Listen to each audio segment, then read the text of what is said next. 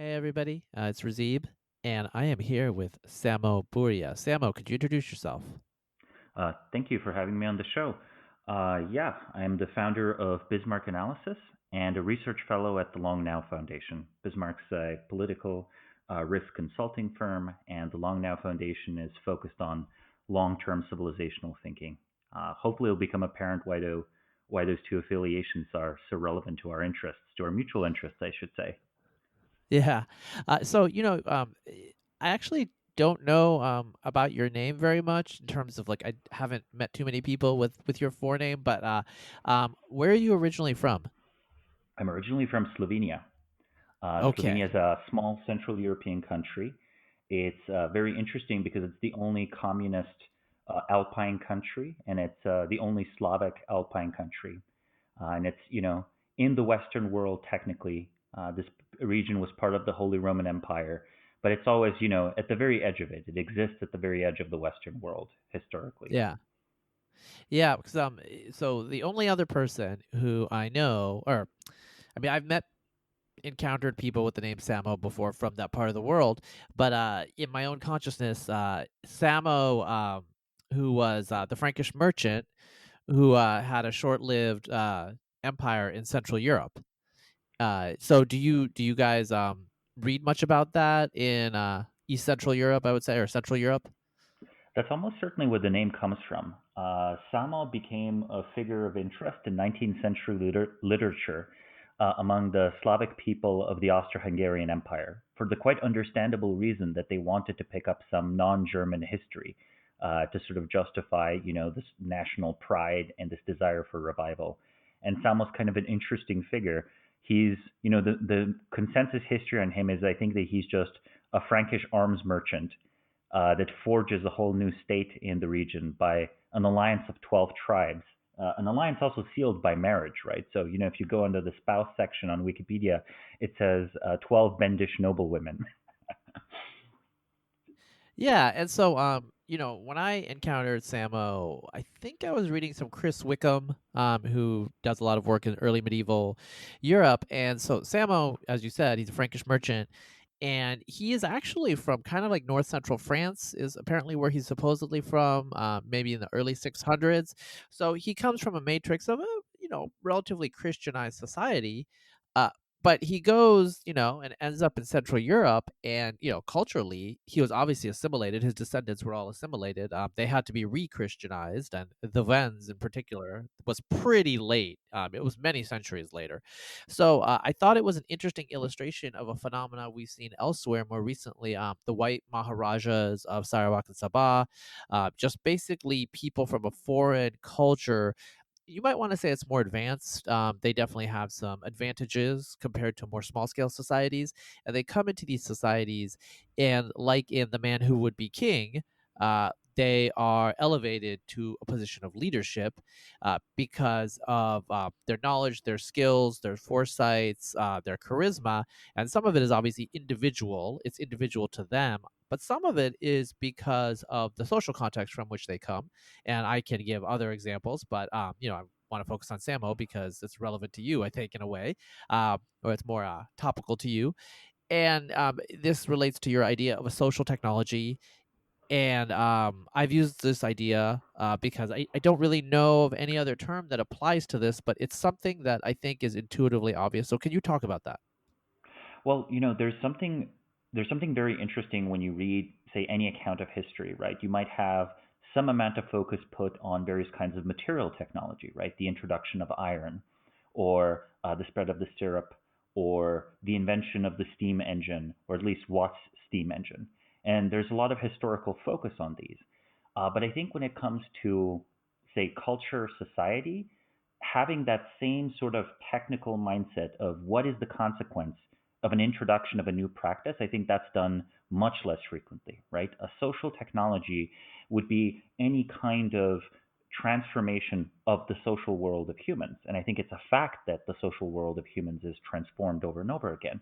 We're not completely stuck at the exact same social pattern over time. It's possible to do things like change marriage laws, for example. There's an argument, a very strong argument to be made, that the bans on cousin marriage in Western Europe have had an immense effect on the history, perhaps eventually even the biology of that region of the world. Other things that are less easy to measure the impact of, such as the spread of Roman law or common law, that certainly changes the way economic interactions happen. Things like, dub- double entry bookkeeping, things like, the organized religions of the axial age. Social technologies, in fact, allow our societies at times to scale or to double down in intensity in exploiting particular features of the natural environment. So I think that, social technologies can be as relevant in how much people get out of their physical environment as physical technology does. In fact, I would maintain that, you can't really have large complexes of material technology, at least not ones that require scale, without supportive and symbiotic social tech. And we can get into concrete examples of this, or dive into any of the details here. Yeah. I so I think that's very concise, and I think a lot of the listeners are going to kind of intuitively understand it and just grok what you're saying, because there have been so many cases, especially in the recent past, of the introduction of you know physical, let's say, like non-social scientific technologies, right? So like, I guess, like, technology in Greek is from the science of craft, art, skill, cunning of hand. So obviously that's implying some sort of physical thing.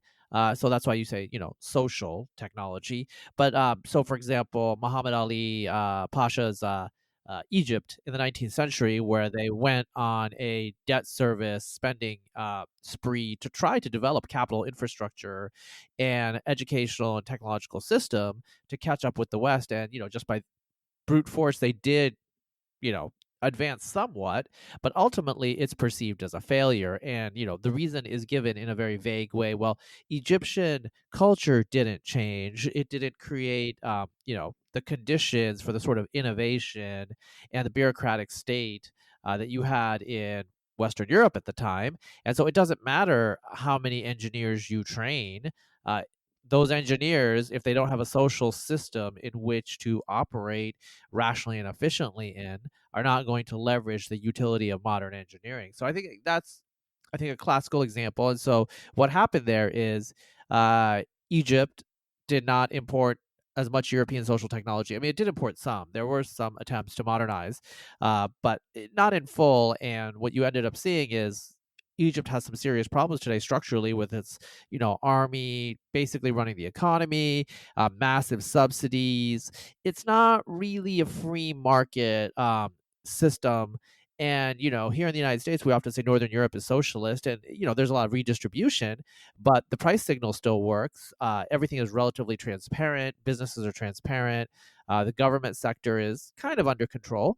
And this is in contrast to, say, a lot of the Middle East or, many other societies where the government is basically running everything because they don't have the social technology of individualism, of the, that is required. And, what weird values, Western, uh, you know, those Western values of transparency and rule of law. And so I think that's, a definite illustration of what you're talking about there.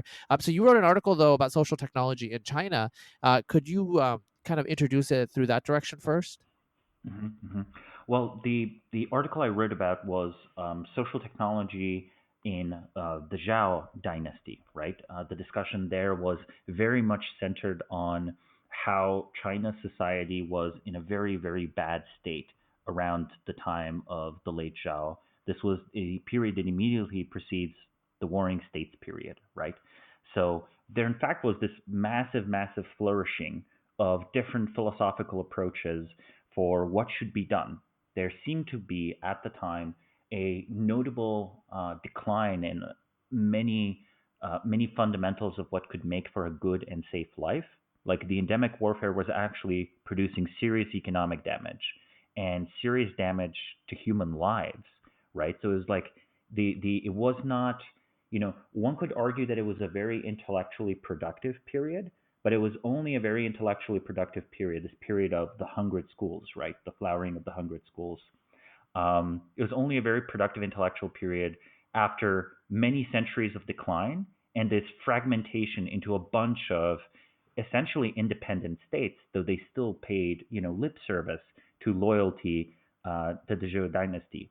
Um, and in particular, here, the most interesting one is these schools had radically different approaches for how Chinese society should be reformed. And the most interesting thing about it is they all agree Chinese society must be reformed to sort of end this warring states period, right?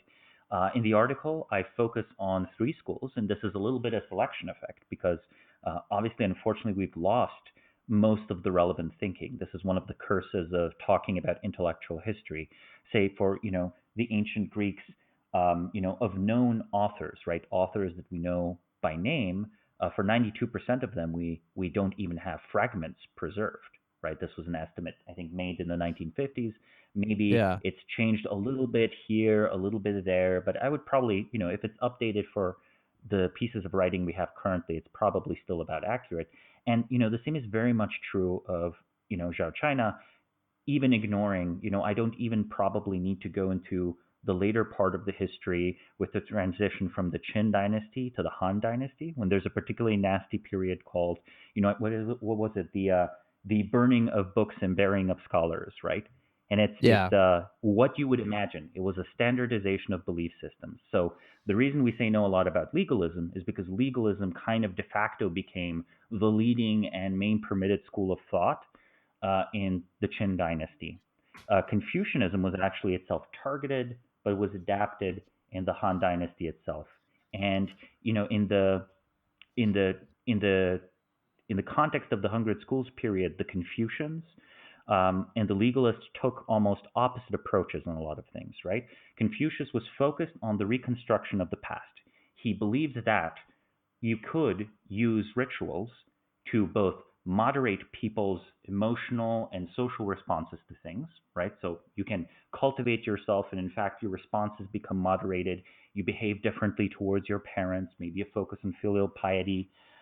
You resolve disputes differently, but also regulation of interpersonal behavior. Rituals are these very, very legible means of resetting the social accounting.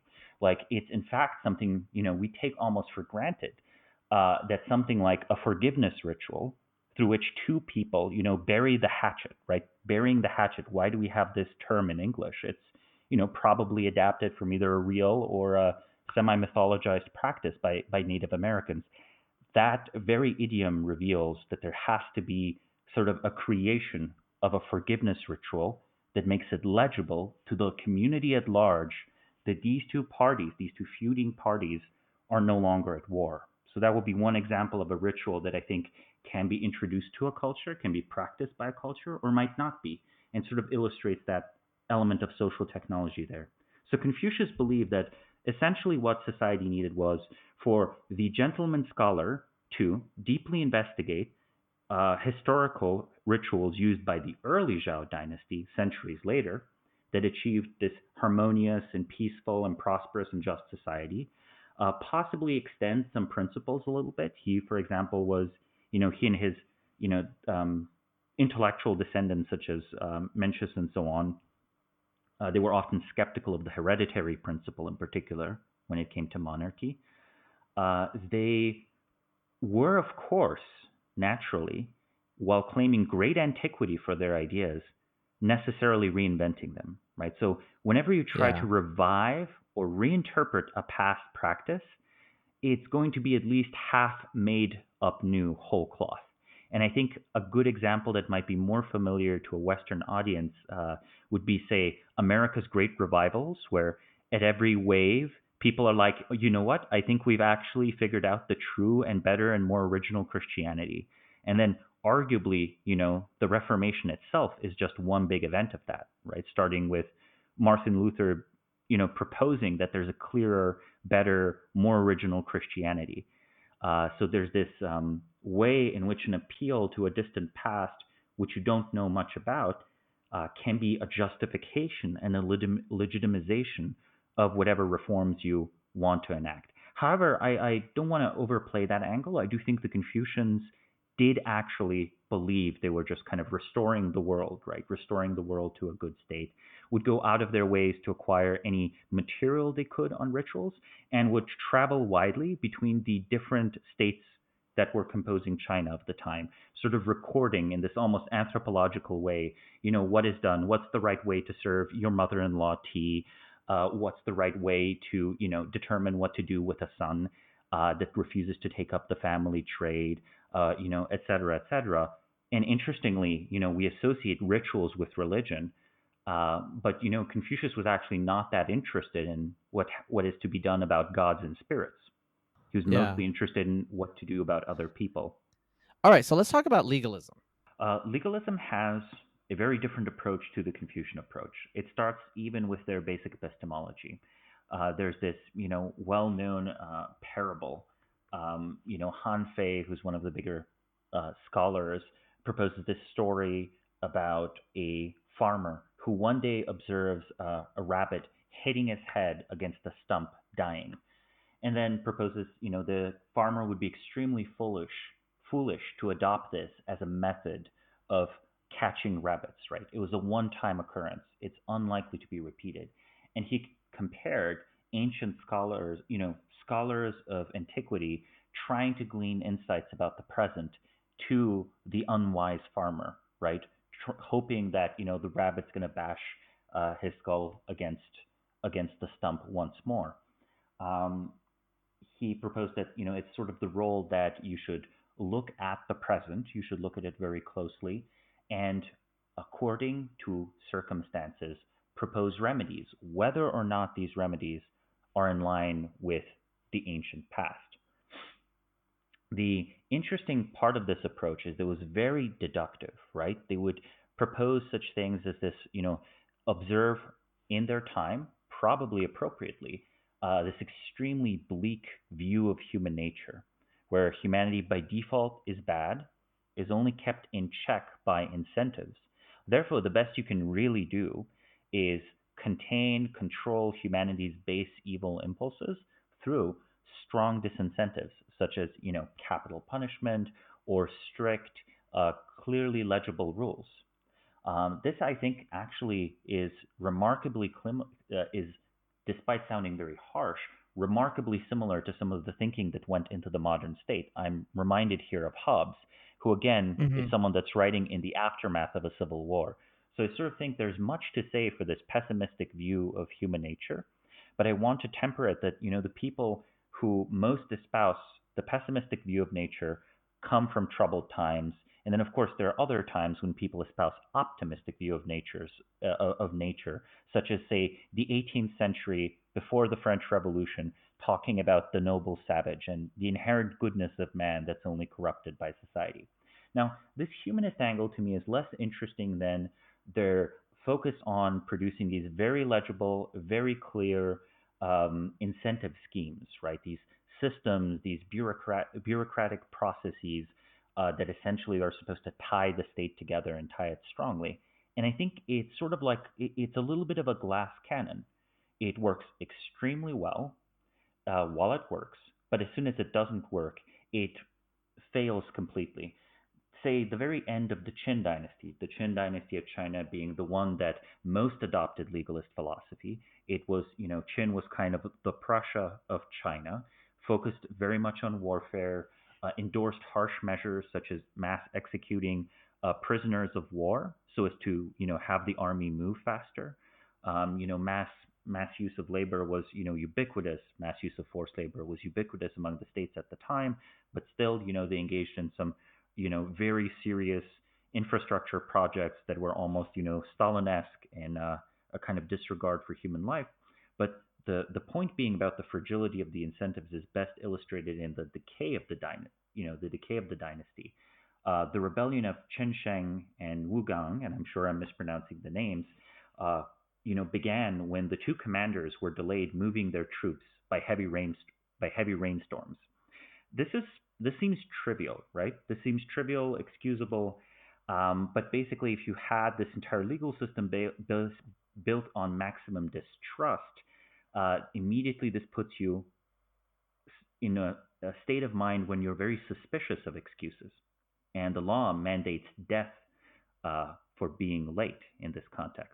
So the two commanders reason, well, if we do nothing, we're dead. If we rebel, we're dead. Rather than waiting for death, we might as well die for our own kingdom. And I think this very interestingly illustrates how this kind of approach might incentivize people who are outside of it very quickly to act against you, when in another context they might sort of be brought back to strengthen your system. So I think this kind of legalist system can be functional in the founding generation, but rapidly dissolves once the founders are gone. Yeah, I guess I would like to say a couple of things in relation to your explanation there, where we have Confucianism, we have legalism, and obviously as a stylized fact, they're presented as two different poles.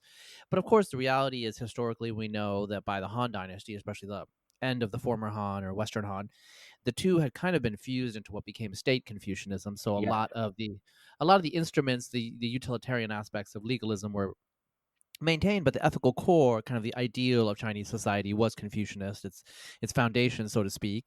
And also, the second issue is a lot of the legalists came out of a strand of Confucianism, that of Xunshe, a later strand of Confucianism that was prioritized and fixated on ritual, li, and also had a pessimistic view of human nature. So one could say that here, humans tend to divide things into these dichotomous categories, including the ancients.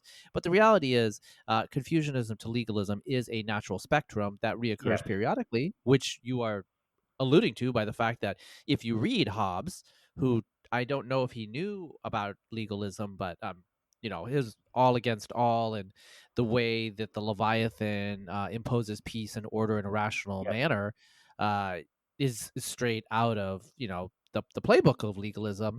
So I think some cultural anthropologists, cognitive anthropologists have this idea of evoked culture. So culture where it's like takes our common cognitive hardware and our pre-built software, our innate ideas, and it's evoked by particular cultural contexts. So you see a situation of cultural chaos. Well, I mean, what did Hobbes see? He saw the chaos of the English Civil War.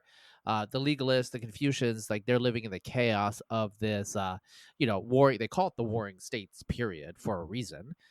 So they are creating these social cultural philosophies, we would say social technologies, for the fact that there has been a degradation of what maybe Ibn Khaldun would say is asabiya, like social cohesion. How do you recreate the social cohesion? And so legalists, they kind of operate in an almost homo economicus manner. You give people these rational incentives, optimize their utility, but what I would say is legalism, as you say, it's like a glass cannon. It's not anti-fragile. It's not robust. Basically, it gets stuck on a local optimum. In Yeah. terms of like, it's really good for a short term, but when there's like some sort of exogenous shock, the system is Perhaps easily the best collapsed. analogy for it is a booster rocket, right? It might get you into orbit, or the O-ring might fail and it explodes catastrophically. So it's sort of this kind of it might help the creation, and it might be necessary for the creation of a high trust society to start with the assumption of a very low trust society, of a very maximally antagonistic society. Yeah. Well, so what relevance do you think that this has to us today? Because I think it has relevance, but I enjoyed your essay. I enjoy your work. I mean, I think human nature on some fundamental level is one. Even if individual humans are very different, on the aggregate, societies deal with the same pressures, the same considerations. Frankly, on some deep level, the same human nature. And so these cultural innovations that we develop, whether it be like the higher religions, um, various forms of bureaucracy, laws that are written down. I mean, they show up over and over again, and it's not a coincidence, right? So, what is the relevance for this past to the present? Well, the relevance of it is that I think history is not over, right? Through history not being over, this means that we might very well see the reemergence of social technologies we thought long outmoded, though again the relevant branding of the society might be changed. As mentioned with the Confucians, whenever you want to introduce social reform, you propose that it's most ancient. Well, perhaps a society living in the aftermath of something that styled itself the Enlightenment will have to readopt old social technologies while pretending that they're completely new and groundbreaking. So I think societies rediscover many solutions over and over again. I don't think the full space of human social behavior at scale has been explored. So I think there are definitely new aspects of human nature, new social technologies that have never before been seen that might give rise to very different systems. But I also think that there's a sort of well-known cast of possible societal arrangements we've seen, and in fact the more you come to look at different societies, the more you discover that many aspects of, say, what we might consider modern society are actually universal for, large urbanized populations. It's just the case that large urbanized populations once comprised, say, 5% of the population, might now comprise 50% of the population. If we think of a given Yeah. empire, such as the Byzantine Empire, or such as, say, the capitals of the Tang Dynasty or whatever. So the relevance is you can use this as a lens to analyze our own society with fresh eyes, and one Mhm. can speculate about the next stage of social development of our own society. Well, I mean, let's bring it home to America. We have a democratic republic. This is actually an ancient social technology that was used in classical antiquity, Hmm. most fully elaborated. I would say ancient Rome. I mean, our original founders were actually more looking at Roman rather than Athenian motifs for various reasons, right? But in any case, so we created this continent scaled democratic republic of yeoman farmers, and it's kind of a new thing. The Europeans were pretty skeptical that we could keep the democratic republic working because they're supposed to only work at city state, city size scales. Like the Roman precedent is that once it became an empire, it was an empire. It became an autocratic system, and so that's what they thought would happen. We're over 200 years into it. It seems like it's working okay. Like we don't know how much longer it's going to last. All things end, but I just think that that's a precedent right there. Where an ancient social technology, a system and ideology that was had its phase in antiquity, for a couple of centuries there, and then kind of faded out, was revived in the United States. And I know the Italians, they also had their oligarchic republics, in the Renaissance. So there are certain contexts where these ancient systems are repurposed. And most modern Americans, they kind of vaguely know about the Roman Republic, but really, like, they don't think of that. That's kind of almost an incident or incidental thing. They feel like this is ours. This is, American democracy It's is a completely unique freshly thing. made. Yeah, Yeah, that's that's how the they feel. impression. That's how they feel. It's not actually true, but that's how they feel.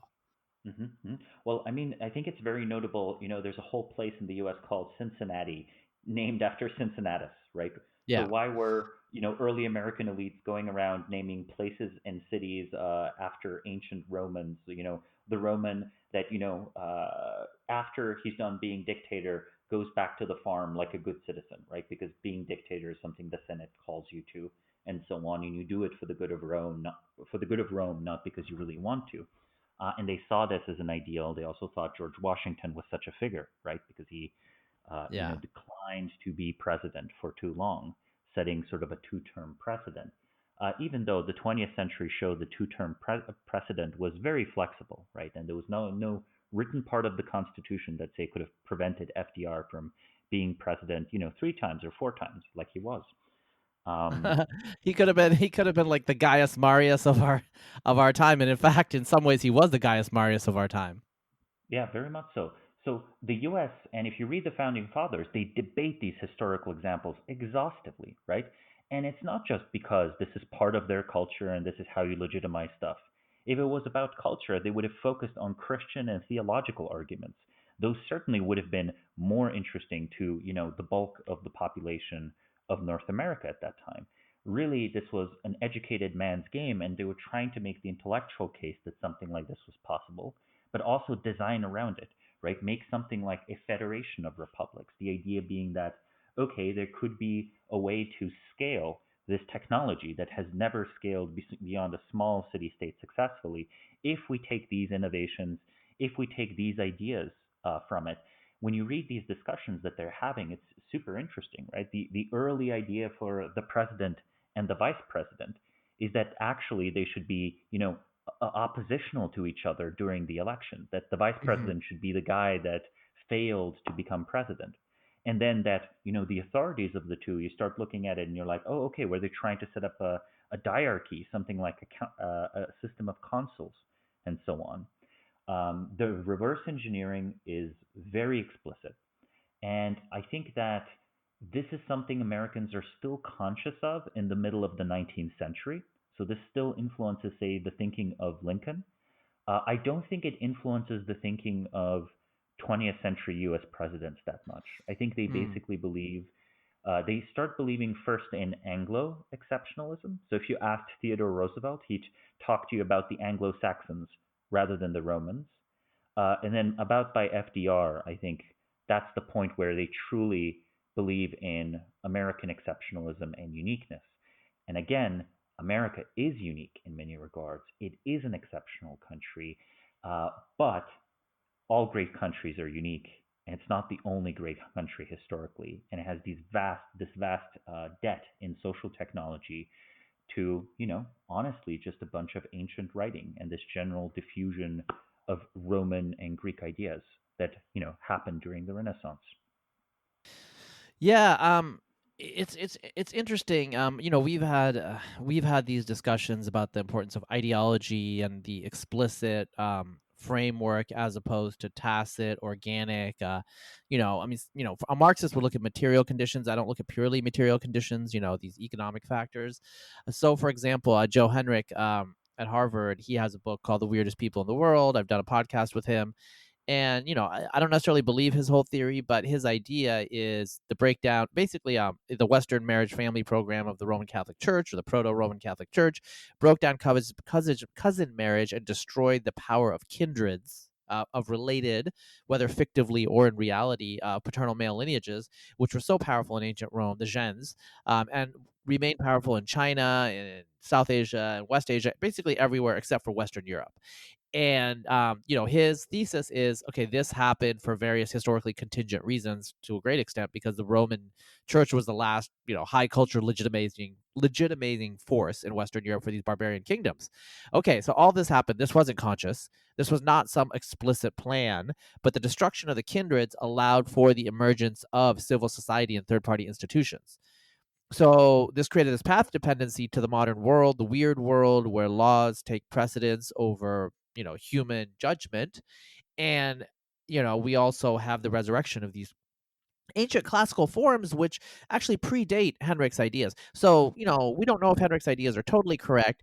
My only point is there may be some non ideological priors that are coming in here that are synthesizing with this explicit ideological scaffold, right? So, if you have a non weird society and you try to create a democratic republic, the social technology might have some different outcomes, right? Yes, certainly. I would note that, say, the breaking of kinship relations is explicitly discussed at least by St. Augustine and Aquinas as the rationale behind the ban on cousin marriage. So the Catholic Church is thinking about, okay, how do we get the Christian community to care about each other as Christians are supposed to, rather than just focus on the immediate family the way, all humans ever have. Yeah. And Yeah. they deploy these arguments. So the full scope of the consequences of the social technology certainly could not have been predicted in advance, but the initial engineering might have been, done in advance. It's Yeah. similar to, the inventor of dynamite certainly, has an explicit model of dynamite, though might not imagine all the uses it might eventually be put to. Yeah. This is an interesting question that you propose, and it actually suggests a domain of scholarly investigation, because the Roman Catholic Church isn't the only church that is concerned with familialism, or only religious institution. So Buddhism, which has a class of celibate monks in all of its branches, has traditionally run up against familialism as a serious problem. This actually caused huge problems for Buddhism in China, because it's totally in opposition to Confucian familialism, right? So, we could look and investigate and see how, if there are situations where the Buddhist church, the Buddhist hierarchy is more powerful, whether they too also engaged in a marriage family program. So, I'm thinking like, let's look at Tibet. I actually don't know um, the details in Tibet, but there's some historical reasons that Tibet had an extremely powerful religious hierarchy after the collapse of the, aristocratic rule, right? So it could be this is a general tendency with these institutions that are bound by ideas, because that's what these higher religions are. They're bound by an idea that can get transmitted through these books over the generations, and that is a total counter opposition to the more proximate, like familial considerations, where obviously most people's natural impulse through kin selection or through other psychological methods is to help your kin rather than turn away from your kin. I mean, certainly. Here we could possibly discuss about the difference between the explicit and the implicit. I do want to just make sure that it's clear that I do agree that there's this vastly important area that is implicit, that is never rendered explicitly either in word or writing. Practice, right? Practice captures far more than an explicit theoretical rendition might. However, in the course of pursuing a theoretical rendition, you might come to rediscover a lot of that implicit practice. Now, the benefit of the explicit is that it travels vastly better than the implicit. If you have these, big axial age religions that are sort of trying to terraform millions and millions of people, right?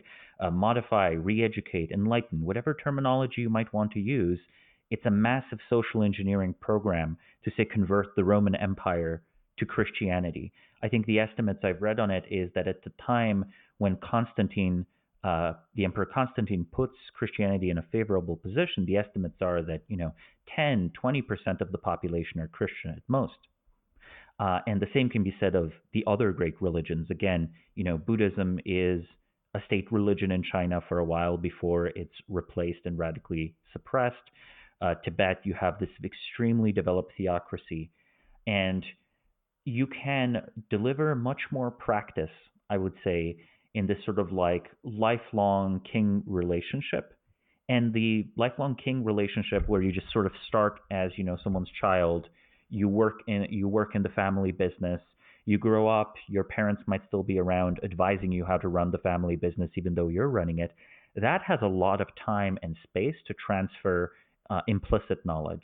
Meanwhile, you're Christianizing a region. Well, you have to rely on explicit statements. In a way, the credo is about as explicit as you can get as a sort of litmus test of are you Christian, are you not Christian? Can you say these words that you believe this, right? Yeah. Well, so I don't want to get through the rabbit hole of religion and religious anthropology. I would say that the creed is important, obviously, and especially for nerds like us, these explicit formal creeds loom large. But Yes, in a lot of areas of the world, the way higher religions are spread through peasant masses is through things like liturgies and rituals yes, and processions. And so that's a different form of meme.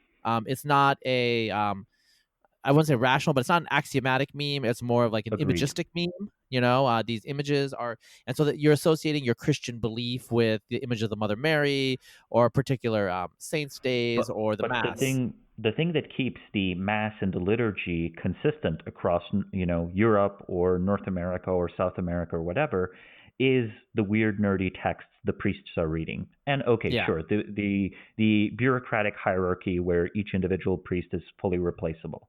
So those two things together, I think, are sort of the scaling mechanism. But I definitely agree that the transmission to the broad mainstream of the population has to be different, right? That has to be embedded in some sort of mass practice, right? So we're back at ritual, I guess. Yeah, well, Li, which is like super important in Confucianism. I do have to say, like recently, someone asked me, "What do you think about the targeting of Brahmins by Muslims in parts of like Indian history during the medieval period with the Islamic invasions?" And my response is simple: you shoot the brain, you kill the brain, and the body dies.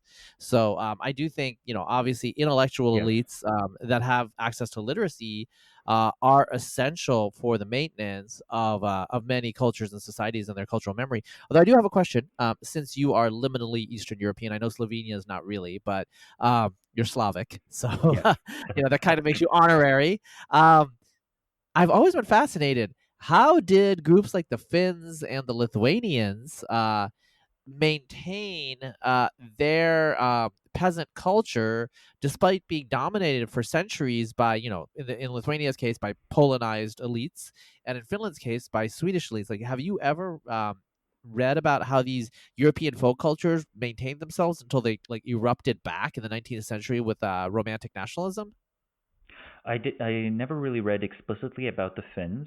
I found the Baltic region more interesting because it's the part of Europe that persists in quote unquote paganism the longest, right? And also engages in some measures of religious reform towards something like an organized religion, right? The Lithuanian portion, at least. Yeah. Um, I think the very important part of this is that the elites of the Swedes and later the Russians are in a way they are in a way primarily military elites, and I think military elites tend to be relatively poor at assimilating the underlying population. So I think you also see this pattern with nomadic horse people, right? If a nomadic horse people brings in a new religion, sometimes, the people will just adopt, say, the language of the conqueror and so on. But if they don't, it's the invaders that tend to melt away. Now, in the case of Finland and Sweden, obviously there's a huge part of the Kingdom of Sweden that speaks Swedish, right? The whole part that's west of the sea. And for Lithuania, though, I think that the main thing that saved the Lithuanians was probably just the collapse of the Polish-Lithuanian Commonwealth, which I did read about. It seems that the late elite were Polonized, and that the Polish language was in fact expanding through that Commonwealth. And it's sort of say the conquest by the Russians stops that process. And you could say the Russians were much worse at assimilation, but 1991, 1990, collapse of the Soviet Union, that time period, some of these states were like 30 or 40% Russian. So again, maybe they're twice lucky. First Yeah. the interruption of the Polonization under the Polish-Lithuanian Commonwealth, then the interruption of the Russian Empire. I think one of the things to keep in mind is that I think assimilation is also very nonlinear. So you might have like a 300-year history of assimilation of a conquered period, and it's only say 50 years, almost towards the end of the assimilatory period, that there's like 20% of the people engaged in the new culture. But once it's 20, it might very quickly become 50. It might very quickly become 90 or 100%. That at least seems to be the case with the 19th century with mass language switching within Europe, though that's the big confounding factor there is, schooling, right? Where in a way we can compare schooling to mass. Maybe, and this is the fun part, maybe the most important part of kids being brought into a classroom is that they're forced to, speak French rather than Occitan or Breton or whatever. And what they're learning is like way less relevant than the fact that they're just punished in class if they speak a non-French language. That from the perspective of the French state, maybe, the language education in the 19th century was by far the most important effect of schooling, even perhaps more so than literacy. Hmm. Hmm. Yeah. So, I mean, here in 2020, we are in a time of transition. I want to ask you about China.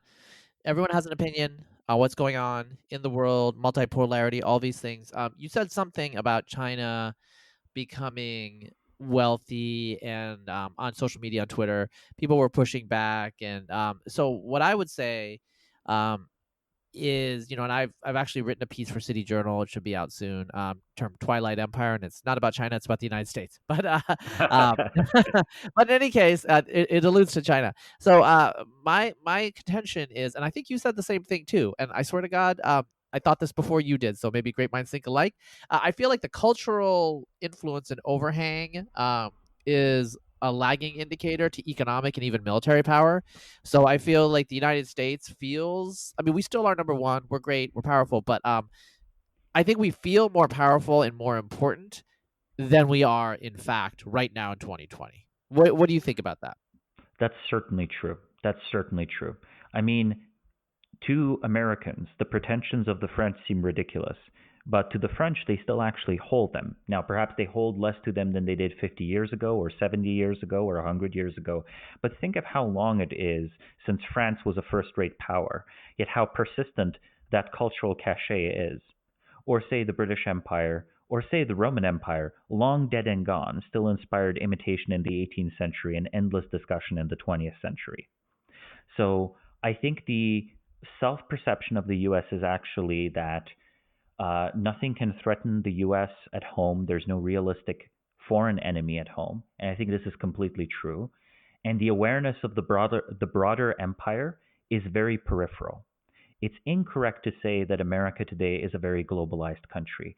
I think it's an extremely inward looking country that, however, has as its ideology that it's universal. And while it was very economically and militarily powerful, its very inward looking ideology would completely displace, and culture would completely displace Europe, right? Or completely displace entire cultures in, East Asia. I think, the age when 30 or 40% of the Korean population might, after some U.S. occupation, just convert to Protestant Christianity because I guess that's what the winners do. I think those days are over. I think the U.S.'s influence will be maintained for, sorry, the perception of U.S. predominance will be maintained all the way until a large military defeat, which the Chinese, if they're smart about it, won't ever undertake to effect. Right? They'll just work on the fundamentals and they'll avoid a direct military confrontation. Because in a way, if you let your opponent know that they're defeated, that's problematic for a whole variety of reasons. It might cause reform. It might cause revival.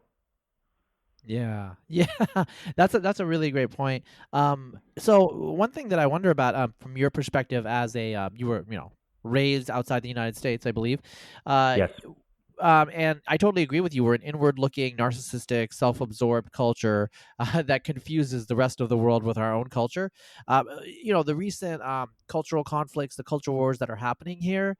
I feel like America is using 20th century social technology, social events, cultural events, and just trying to project them forward into the 21st century. Do you see that same thing or something different? I think that's certainly a big part of the story. Maybe America's again trying to catch the rabbit by hoping that it hits its head on the log.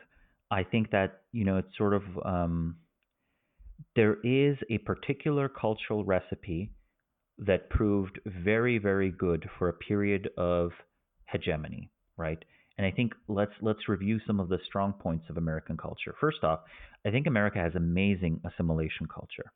I think people often underestimate the power of assimilation of non-American cultures, but I think this is, definitely true of the U.S. The U.S. can reliably steal the best and brightest, which is another way of saying America continually decapitates the elites of its potential rivals by having those elites emigrate into the U.S. Right? If you're a very, very ambitious European, there's really no reason to stay in Europe, even in 2020. And that's sort of a damning indictment of the entire European Union project. The same is also true, of course, if you're a very talented Nigerian or if you're a very ambitious Brazilian.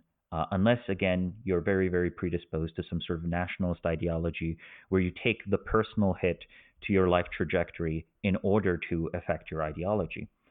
Um, the This is one strength. Again, another strength was perhaps this assumption of American inevitability. Now, this actually presupposes victory, like the idea that the U.S. might lose a serious war against a rival state that's an equal. I think that just doesn't enter imagination. The idea that, say, the U.S. might be at war with a serious rival, where the serious rival might have good points rather than simply be the bad guy, right? The enemy has to be the evil empire. Like, that's a Yeah. very useful, very adaptive belief. The fact that Americans didn't, like, back and forth about the benefits and weaknesses of the Soviet Union, but instead just declared it the evil empire, I think that was very useful instrumentally for the U.S. in the 70s and 80s. I think it was significantly, but not fully true even then. But this was like a one-sided blindness. But this belief in victory, belief in moral superiority, um, basically strong good assimilation, or at least the belief that you can always assimilate your enemy's elites. These are all premises that are perhaps no longer true in the 21st century. I note that the vast majority of not the vast majority, for now just the majority, but I believe in the near future, the vast majority of Chinese studying in America return to China. I think this is a very important point that people are not thinking about. Unlike most other countries, when your best and brightest go to the U.S. to study, they come back to China. I also think that's very important. Like I think the U.S. will not be able to assimilate the Chinese elite. Arguably, the U.S. was even capable of assimilating the Soviet elite. At least if we count, if we jokingly count London as part of America, it's certainly part of America's, extended empire. Yeah. I I always think we should basically break Britain up into a bunch of different states and then admit them, because I think it would be great if like Americans could vacation in London in July and August and then fly back, and there'd be no issue. And you could do summer internships there and appreciate the history, because here in the United States, something is really old if it's 200 or 300 years old. So it's like Europe is just like incredible with stuff going back to the Middle Ages, right? And so I do want to pivot to Europe. I love Europeans. I love European culture. It's super rich. It's like the most extensive, rich area of the world still, I guess. Just in terms of like the European political union. The European Union. Um, but I also feel like it's kind of a I don't know. It's kind of like it's a dying continent. I mean, this is like an exaggeration, but just looking at the total fertility rate and other things, I'm not saying that the Europeans are it's going to turn into like Africa North or anything like that. Because like Europeans do have armies; they can still prevent people from coming north. But my issue is just like demographically, it's not going to punch to the same extent, and it's become more and more marginal over time in a multipolar world as the world, frankly, rebalances towards Asia. And so I just wonder, like, do you have any sense of how Europeans view this? We're talking about cultural overhang, and this was, in 1900, Europe was basically the whole world, especially if you include like the United States as part of, extended Europe, right? Yes. And now, I don't know. It's like the Chinese have been known to start bullying smaller European nation states now with economic threats. So it's a whole new world. Have they internalized that? Do they understand their role in the world? I think the answer is just no. I have an article in the National Interest titled, America wants a, why America wants a weak and peaceful Europe. I think part of it is that Europe was incredibly warlike all the way up until World War II. In the aftermath of World War II, it's occupied by Russia and the United States. These you could kind of call them as European extensions, right? The Russians extend eastward, are kind of like a little bit their own civilization, kind of Europeanized, colonized Siberia. Americans, kind of this offshoot of the British Empire. Um, but the result of it is these very divided, very small militaries. And I think European culture after World War II can be best described as, you know, making making sort of virtue a virtue of necessity, right? The sort of sour grapes type attitude towards military power. It's not that Europeans are just so cheap that they don't want militaries. It's that NATO actively coordinates to make individual European militaries serve more usefully as part of this, strange, combined forces NATO force against the hypothetical Soviet enemy that doesn't even exist anymore, rather than militaries that could independently intervene around the world. The U.S. has no interest in European countries that could independently intervene around the world. The role of Europeans is to be, at most, militarily, part of a coalition of the willing, right? For those of us who still remember the early 2000s. So military paths were blocked, but they were blocked for so long that I think Europeans just currently believe that the peace in Europe is maintained by good feeling and, a high amount of mutual trade rather than U.S. military hegemony, which is I think a straightforward reading of European history is that peace in Europe right now is maintained by U.S. military hegemony.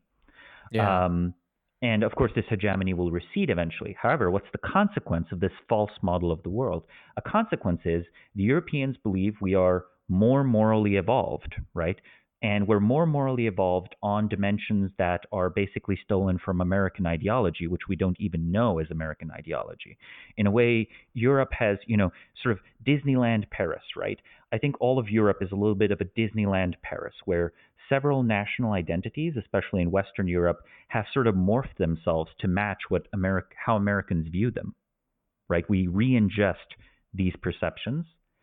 And more importantly here, this belief in moral superiority and moral progress means that Europeans were just as predisposed as Americans to believe that as the Chinese grew richer, they would become more like us, right? They would eventually start to be rabid environmentalists. They would Yeah. eventually move towards democratic systems. They would be multipolar. They're technocratic. Don't you know? Xi Jinping has a science degree. He's almost like Angela Merkel. Eventually, we're all going to be riding our little Vespa scooters and, have a green countryside. And, China is going to have its own traditional architecture and will probably grant them special privileges on their noodles, and they'll grant us special privileges on our wine, and we're going to sell them wine and they're going to sell us Chinese food or whatever, right? I'm joking, but that's actually how European countries relate to each other, right? They grant each other regional farm, America does farm subsidies by making corn, have a negative price, by just dumping money into corn. Europe does it by letting every single valley decide that its special kind of cheese or special kind of wine or special kind of pickle herring should be trademarked. That's where the joke about champagne comes from, right? That it's actually only champagne if it's from the Champagne region of France. That's straight up consequence of these kind of laws that allow them to maintain this. So I think Europe's idea was we become very culturally superior, we become super pro equality, pro environmentalism. We're at the inevitable end of history, and the only thing left to do is to really build very nice museums to what we used to be. And the assumption was that the same would happen in China, that the same would happen in the third world once it developed. So the second assumption, that it's free trade and a high degree of free trade that is keeping the peace rather than U.S. military hegemony, well, what do you think the consequence of that was from 1991 to about 2020 with their view of China? They believed peace and good Yeah. relations with China were guaranteed as long as we traded with them enough, which is insane. But to be fair, was a widely held position.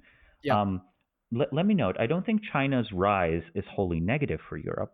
I do believe there will be many individual countries that greatly benefit from China's rise, but I do believe China will be able to effectively play off individual European states against each other. And if they're good enough at that game, they might stop the process of federalism that the European Union lurches to after every crisis, right? Note that the main effect of the European Union being unable to coordinate a single response during the COVID pandemic has been to grant further powers to the European Union bureaucracy to make sure that come next pandemic, which honestly might be a century from now, they'll be able to act effectively. Those legal powers and so on, those mechanisms put in place, their main political effect will have nothing to do with this pandemic. Their main political effect will express itself in 100 small other ways, right? So the big question for Europe is, can it really sort of incrementally, bureaucratically creep all the way to a unified European military? If the answer is yes, then the future has a Europe that's united militarily, that's perhaps a second rate power, but does remain a second rate power, sort of like Russia is today. Or the bureaucratic creep cannot produce, right? This sort of bureaucratic sort of amalgamation can never produce a unified military, in which case I think they'll be perpetually played against each other. Well, so let's pivot as we close out. Like I want to talk about China, which is where we started. We started 2,000 years ago or 2,500 years ago, and now I feel like it's a good time again to talk about China because you know uh, we remember the year 2000. We remember China was going to be the future. All of these think pieces and Time magazine or whatever glossy Der Spiegel.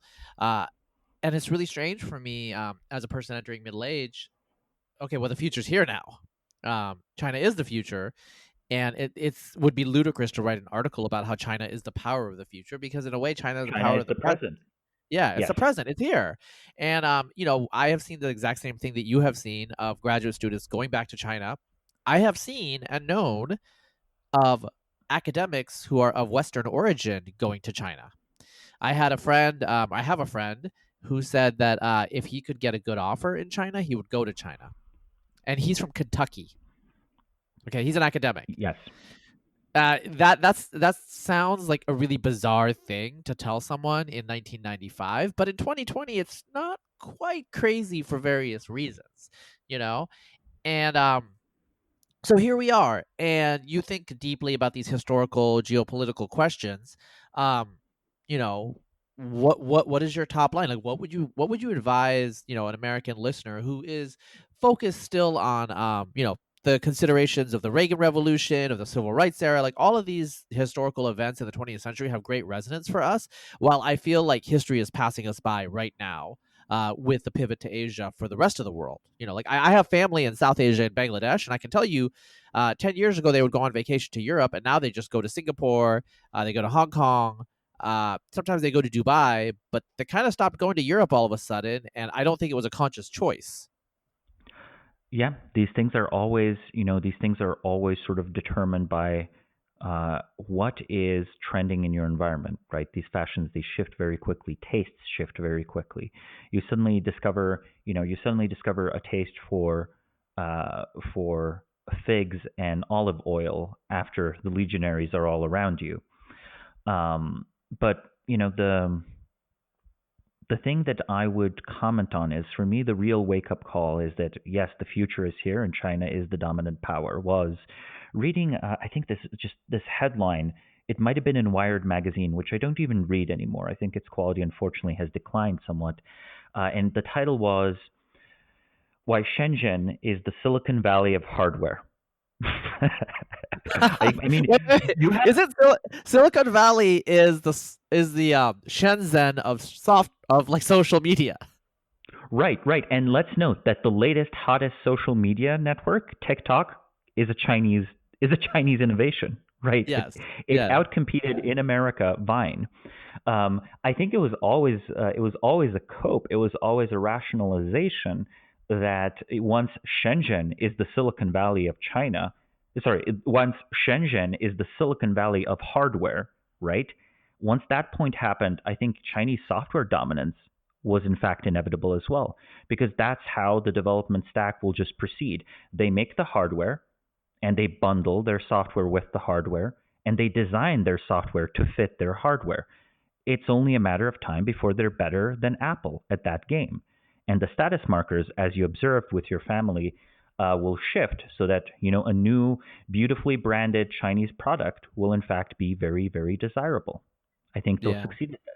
I think China's materialism, you know, as far as cultural values go, crass materialism has its disadvantages, but one of its advantages is it puts sharply into focus the bragging game, the material goods game. It allows you to eventually figure out like very, very good marketing for your materials, especially if your materials are actually quite good.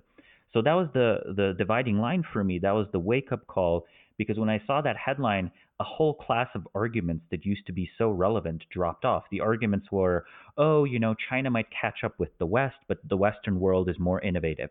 Well, what's evidence of recent Western innovation? It's Silicon Valley. So, okay, if I look in the future and 20 years from now, China is dominating artificial intelligence and is dominating social media and is dominating software, and it's also, of course, dominating hardware because, hello, they're dominating hardware today. Where exactly is this Western innovation coming from? Where exactly is this, out innovating future going to come from that supposedly overcomes a massive demographic advantage, 1.3 billion people?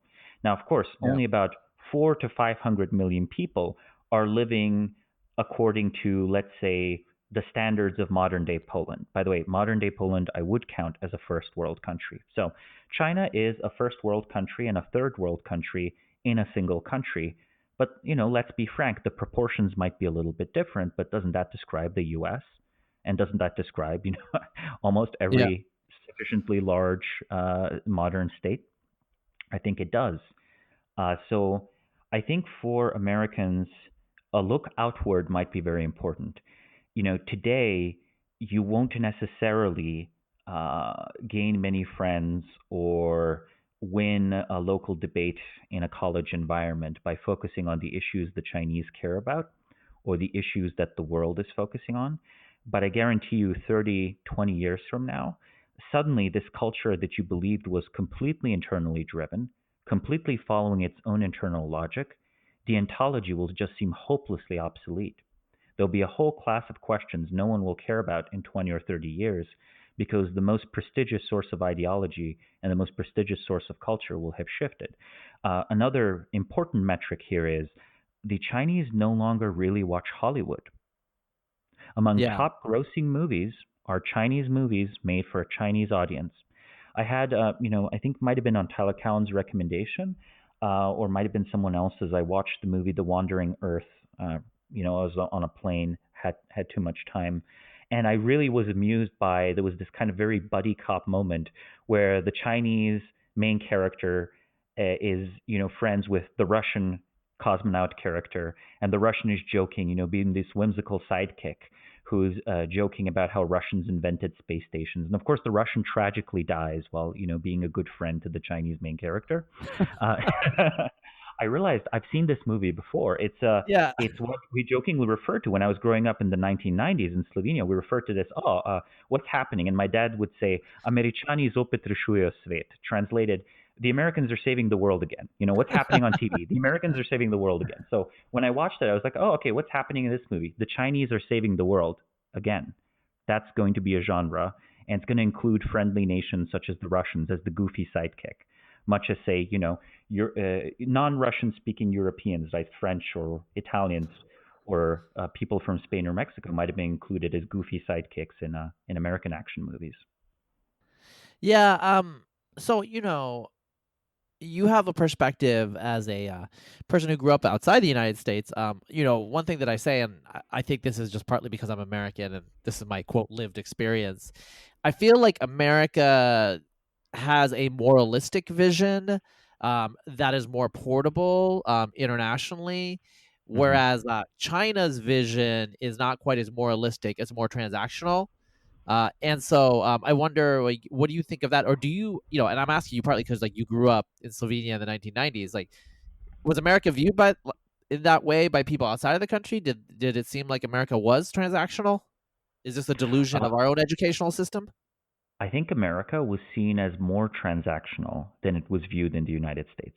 There was definitely a real idealistic element. The belief was, in fact, okay, the Americans kind of invented this democracy thing.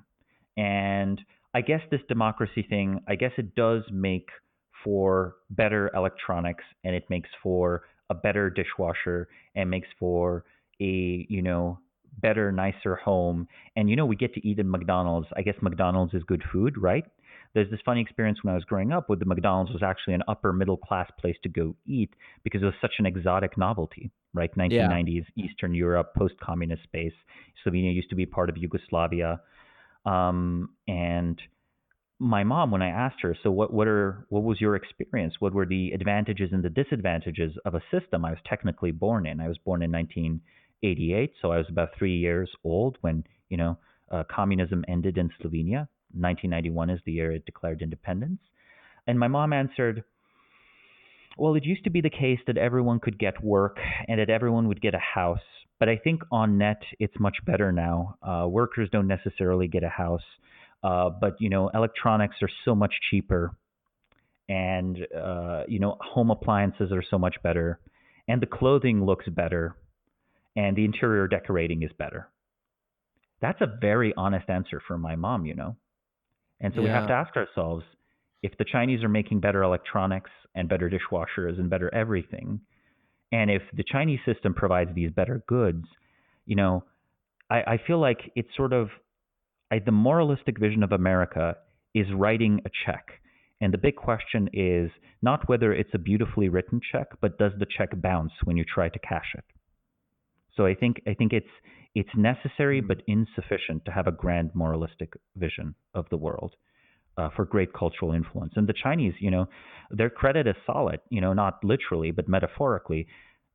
They lifted 400 to 500 million people out of poverty.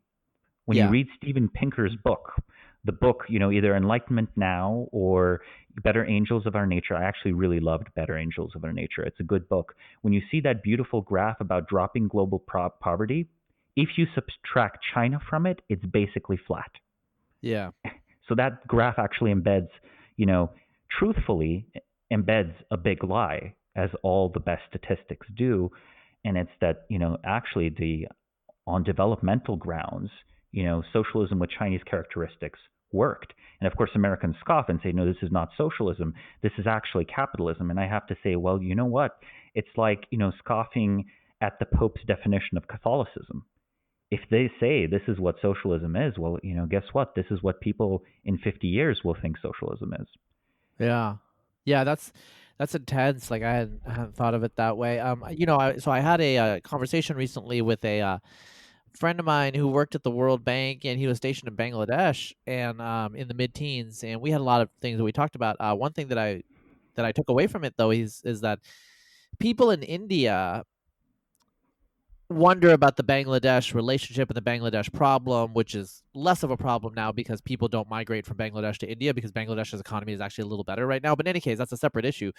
He said from the Bangladesh perspective, it's totally different because Bangladesh focuses more on Southeast Asia and East Asia in terms of its economic, just it's an export-driven economy, right? So it's more like an East Asian economy where, export in terms of manufacturers, whereas India is more service. It's kind of like a confused jumble of service and permit Raj socialism and all these things. And so it's just interesting because, these two groups they're both culturally the same, they're biologically very similar, and yet they've taken somewhat different turns just because of development choices and proximity. And it's interesting, the perspective varies between the two countries, and they don't really understand each other anymore. Right, right. I mean, the perspective shift in that whole area is going to be massively shaped by China, especially I think the Pakistan-China relationship is going to be one of the more important global relationships for India, and how things develop in that part of the world because of that. Yeah, it's kind of be Uh, like Pakistan's like Scotland, India's like England, and China's like France. It's like the old alliance is, I mean, like it's like these again, like these like common reoccurring themes will happen over and over in human history. right, right. But then, of course, in a way, China has been expanding into what would have naturally perhaps been India's sphere of influence with massive investments in East Africa, with Yeah. a strong hand in Southeast Asia, with close relations with Pakistan, not to mention Sri Lanka, and more recently also, like, massive investments in the Middle East. So the interesting question is, where exactly is India's sphere of influence? And does it Yeah. anywhere at all, not clash with China's? In a way, Yeah. is who will dominate Indian Ocean trade is a notable factor. People focus on, they talk about the Pacific century. I don't think this is going to be the Pacific century at all. If you look at the amount of trade going over the Pacific, I bet it's, I think if you look at the derivative, so how much is that trade growing over time? I think it's basically done. I think China and the US are trading about everything they can trade. And, China and Australia are trading about everything they can trade. And Latin America, sure, there's some growth there, but that's about that. What's the one great ocean where shipping might, because of economic growth of the relevant countries around it, still increase by a factor of two or three or four? I think it's the Indian Ocean. So perhaps this is the Indian century, but not the Indian as in India, but India as an Indian Ocean. Hmm. Already, the reason the Straits of Malacca are so important for China is because that's where their oil comes from, shipped across the Indian Ocean from the Middle East. And trade between China and Europe, right? Europe, an economy as big as the U.S., if we're talking about the European Union, that goes through the Indian Ocean too. Yeah, I should let you go, but I do want to end with the perceptions culturally of what is important in the history and what is important now. I've had multiple conversations with Indians where I point out they're obsessed with Islam and Muslims. They're obsessed with the British period and colonialism. That's obsession with the past, Yeah, and not the I'm just future. like, you do understand that the number one economy in 10 years is, I mean, depending on purchasing power, all these, but I mean, it's right to your north. And you're already, in a way, you're already obsessed with being inferior and like, China is lapping you and all these things. And yet you're expending all of this mental energy looking west and like thinking about like the Britishers and colonialism. Your economy is bigger than the United Kingdom's economy now. This is not Right.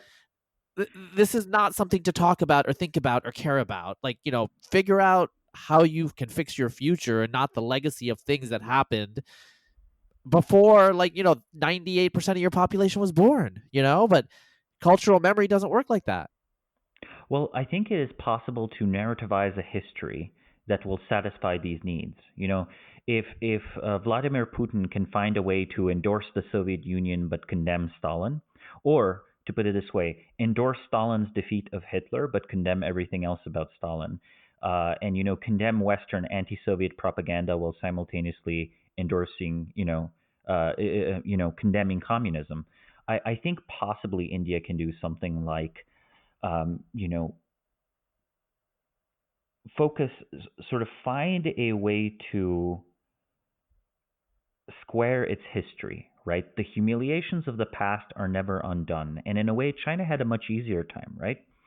China China's response to humiliation was, well, these great European powers humiliated us, including, in a way, the US is counted in that for some reason, but, it's kind of counted into that.